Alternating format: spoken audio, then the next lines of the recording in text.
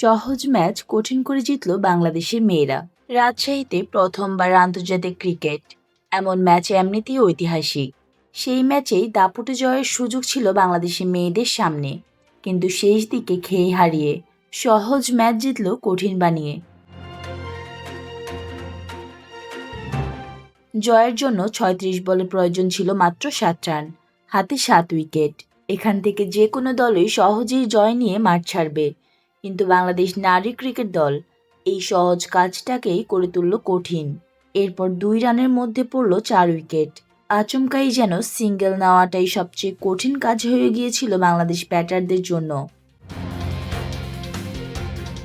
যদিও শেষ পর্যন্ত ৯ বল হাতে রেখে জয় পেয়েছে নিগার সুলতানা জ্যোতি দল। সোমবার রাজশাহী শহীদ কামরুজ্জামান ক্রিকেট স্টেডিয়ামে ওয়ানডে সিরিজের প্রথম ম্যাচে শ্রীলঙ্কাকে ৩ উইকেটে হারিয়েছে বাংলাদেশ জাতীয় নারী ক্রিকেট দল। ক্রিকেটের সকল আপডেট পেতে আমাদের সাথেই থাকবেন। ধন্যবাদ।